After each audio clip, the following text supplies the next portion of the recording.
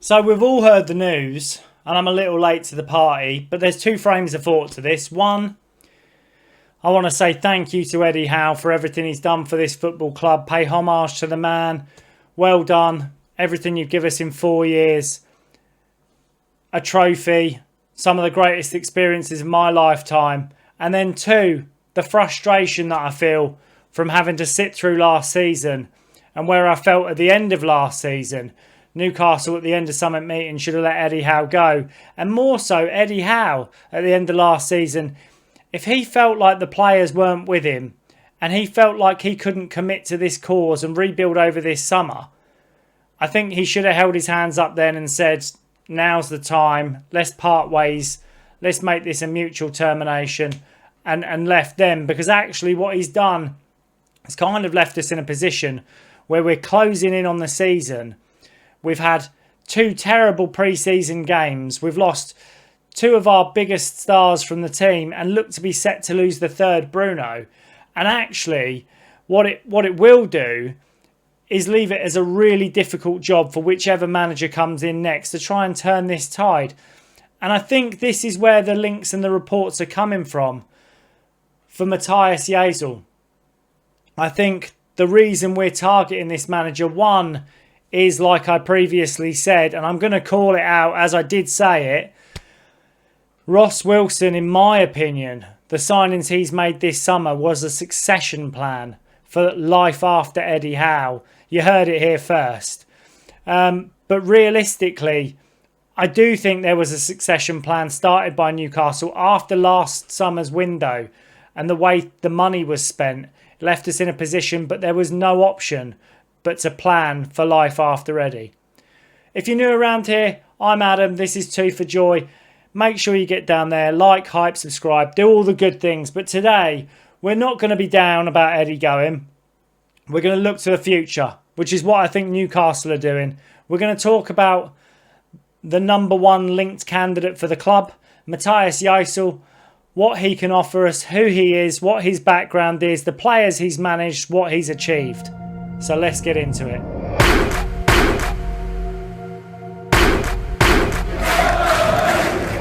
So straight away, Matias Jaissle, the number one candidate for the Newcastle United job. Many supporters will feel he is a relatively unknown name, and he is. At 38 years old, Jaissle has quickly established himself as one of the brightest young coaches in world football. After rising through the RB Salzburg coaching system, he enjoyed success through being manager at RB Salzburg before moving to Saudi Arabia, where he managed Al Ahly, and he's known for a high energy attacking style of football. Before we go any further, he is not a carbon copy of Eddie Howe, do not worry. But his ability to improve young players and deal with seasoned professionals and experienced internationals is the reason I believe that Newcastle are targeting him as a manager. So exactly who is Matias Jaissle and why are we bringing him to the football club, or planning to bring him to the football club? At RB Salzburg, Jaissle, that was his first major role in world football. He inherited a squad of 30 players with an average age of just around 23. 70% of this squad were foreign to Austria, with 6 full internationals. And despite this youth group, he delivered immediate success. And this is the impressive thing. In just 2 seasons, he won back-to-back Austrian titles and lifted the Austrian Cup. And a staggering turnaround from how they were. And while also guiding Salzburg to a UEFA Champions League knockout stage for the first time in the club's history, he also continued Salzburg's incredible reputation with developing elite young talent. And the likes of Karim Adeyemi, who then moved to Dortmund and now has just moved to Barcelona, and Benjamin Sesko, who was previously part of the Salzburg group and moved to RB Leipzig and then eventually signed for Manchester United, as we all know. But his ability to improve young players while consistently winning trophies is one of the biggest reasons I believe personally that Newcastle are trying to target him as a manager and are interested in bringing him to Tyneside. As we move on to his career at Al Ahly, in 2023, Jaissle made a move to Al Ahly in Saudi Arabia, where he faced a completely different challenge. And this is, rather than coaching a squad of young players, he was tasked with managing a dressing room packed with established international stars and some of the biggest names who've played across world football. During the spell there, the players that he's managed are Ivan Toney, Riyad Mahrez, Roberto Firmino, Frank Kessie, Edward Mendy, and the young star Gabri Veiga that moved from Spain that we were also linked with, but successfully moulding them into a cohesive winning side. And under his leadership, Al Ahly won back-to-back AFC Champions League elite titles, as well as the Saudi Super Cup. You know, proving that he can really handle, and what I want to say is top names, but not only top names, big egos. I mean, Riyad Mahrez, he's a big ego. Ivan Toney, he's a big ego. Frank Kessie, he's a big ego. Edward Mendy, he's a big ego. He's demonstrated that he isn't just a coach who develops young talent. He's also a coach that can handle managing some of the world-class players and get the very best out of them. And I feel this is where Newcastle are really looking at him as a young, progressive coach.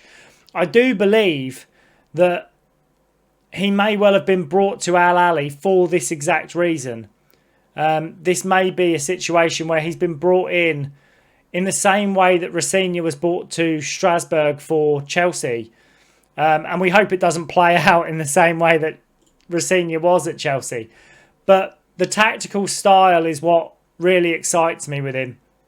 If there's one thing Newcastle fans can expect from Jaissle, it's an aggressive, front-footed football, which is exactly what I love. You know, it's what we loved about Kevin Keegan. It's what we loved about Bobby Robson. It's what we loved about Eddie Howe when he first came in. And this should be reinvigoration for us. His teams are built around high pressing, relentless intensity, win the ball back as quickly as possible before attacking with speed and purpose. And although he's tactically flexible, his preferred system is usually a 4-2-3-1, which is a system we've been crying out for as fans for a long time. He's also known for a 4-3-3, and he's also known for playing a 4-4-2 with a diamond in the middle, depending on the opposition and players that he has at his disposal. But realistically, this fills me with hope. Somebody that has a backup plan, has the tactical nous to switch things up and change things up. And his fullbacks are encouraged to push high up the pitch, create width. His midfielders work tirelessly to dominate possession and press aggressively, while the forwards are expected to defend from the front as well.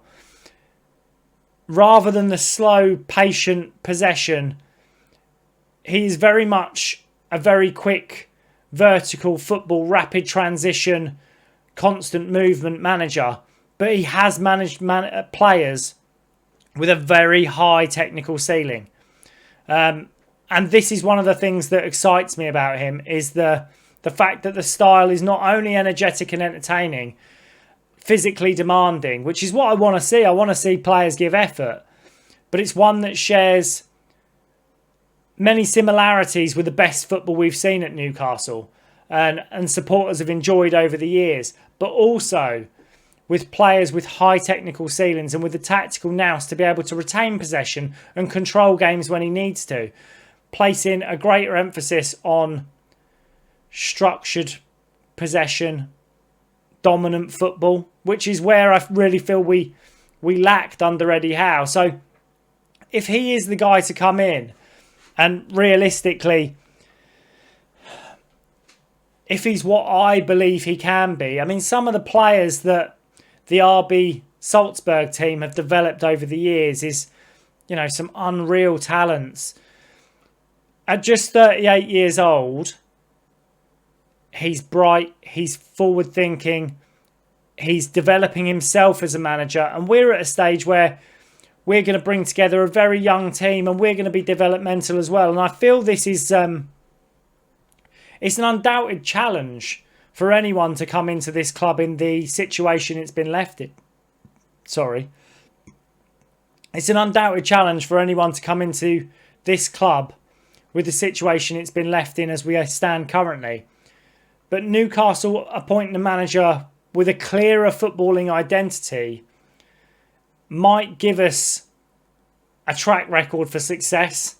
That's how I feel about it. Now the question is, if you take everything into account, his achievements in Austria, his achievements in Saudi Arabia, will he be able to replicate that in the Premier League? Will he be able to replicate that in what's considered one of the hardest leagues in the world? And if he can, Newcastle may well have found the perfect leader to our next chapter and for the club's ambitions. But most of all, what do you think? Let me know in the comments. I mean, do you think this relatively unknown quantity that is Matias Jaissle is the right appointment for Newcastle United? Or would you have preferred someone else? I mean, there is still plenty of managers being linked on the market. Glasner's still free. Nagelsmann's still free. I said this, I've done a previous video on this. There are a lot of big names who are able to draw players. One thing that excites me about him mostly is the amount of young players in the game that have come through Salzburg that he has had contact with. Because players talk, and if you've won back-to-back titles in Austria and you've won a cup and players have come through that academy and they felt success and achieved things under him before he moved on to Saudi, those players are only going to have positive memories of him. Players talk, that's how things go.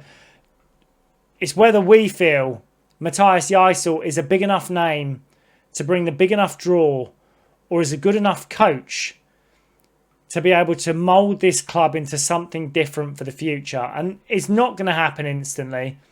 This is a reset. This is a restart. This is, I hate to use the word project, but this is the project starting over. Let me know your input on this. Most of all, that's what I want to know. How the fans feel, how you guys feel, how we as a community feel that Eddie's gone and that it looks like Matias Jaissle will be the next man through the door. If you've enjoyed the video, don't forget, like, subscribe, hype, but most of all, hit me up in the comments. I love having the debate. The channel's growing so quickly. We're less than 200 subs away from our 2,000, the next milestone. I can't believe how quickly it's come. Thanks everybody for getting involved. Absolutely love how this is going. And thanks for watching the content. I'll see you guys in the next one.